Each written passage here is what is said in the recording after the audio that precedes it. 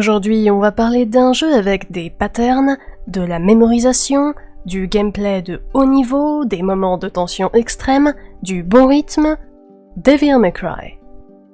Et oui, parce que quand on y pense, pas mal de beat 'em up et de jeux de combat partagent en fait certaines mécaniques avec les jeux de rythme. Bon, évidemment, ces genres étant assez vastes, il n'est pas très surprenant qu'on puisse y puiser un grand nombre d'exemples et en extraire de multiples concepts. N'empêche que j'ai toujours trouvé très intéressant de voir les parallèles que l'on peut faire entre ces types de jeux. Prenons un Just Dance et un Bayonetta par exemple. Dans ces deux jeux, il faut retenir des séquences de mouvements qu'il faut effectuer à un moment précis avec un système de QTE qui offre une fenêtre limitée, et plus on est précis et synchronisé, plus on gagne de points.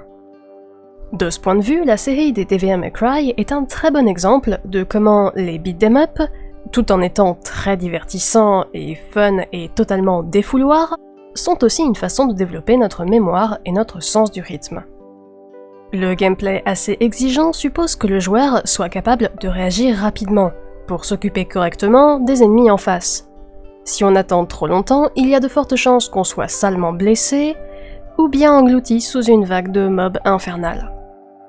Bien sûr, ça implique donc qu'il faut se souvenir des différents combos et les répéter assez pour bien les intérioriser. Ce type de mémorisation repose en majeure partie sur les mouvements. Comme dans beaucoup de jeux vidéo, il s'agit d'apprentissage kinesthésique. L'idée c'est que plutôt que de suivre une classe et de lire des manuels, on s'entraîne avec des exercices appliqués en étant directement exposé à la situation. En vérité, la plupart des joueurs de DMC ne s'embêtent pas à aller sur la page des combos et à les lire à haute voix un millier de fois pour les apprendre par cœur. Ce que j'ai fait pour ma part, et que j'ai pu voir pas mal autour de moi, c'est plutôt qu'on choisit un ou deux combos en particulier que l'on souhaite retenir, on va les voir dans le menu, et puis on s'en sert en combat encore et encore pour s'améliorer. Cette technique rend l'info plus facile à assimiler, et elle nous aide à intégrer la séquence comme un tout, comme un seul morceau de connaissance. Ça c'est important, parce que nos cerveaux ne sont pas capables de retenir une quantité infinie de données, et que des études ont montré qu'en moyenne, on ne peut appréhender que 5 à 9 éléments à la fois. Cette notion de bande passante cérébrale limitée est essentielle en design d'interface utilisateur par exemple, et elle est au cœur de beaucoup de structures de sites internet ou d'apps que nous utilisons quotidiennement. De la même façon, dans un bon jeu vidéo, les créateurs trouvent souvent des astuces pour découper l'information en fragments plus simples à comprendre et à assimiler, et on ne passe au concept suivant qu'une fois le premier bien intériorisé. Le fait qu'en plus tout ça soit emballé dans un contexte attractif nous pousse à recommencer et à dépasser les difficultés initiales.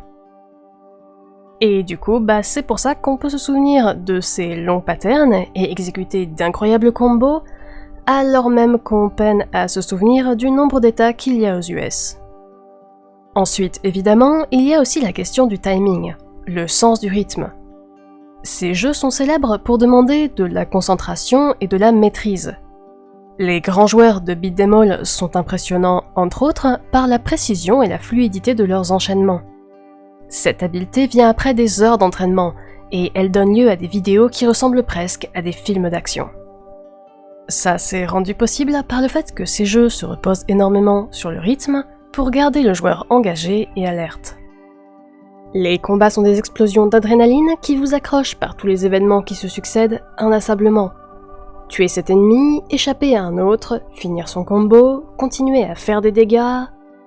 Quand c'est bien fait, on dirait presque une danse, mais avec une épée et des monstres. Alors, et si Devil May Cry, dans tout son délicieux délire, était en fait une occasion d'améliorer sa mémoire et son sens du rythme?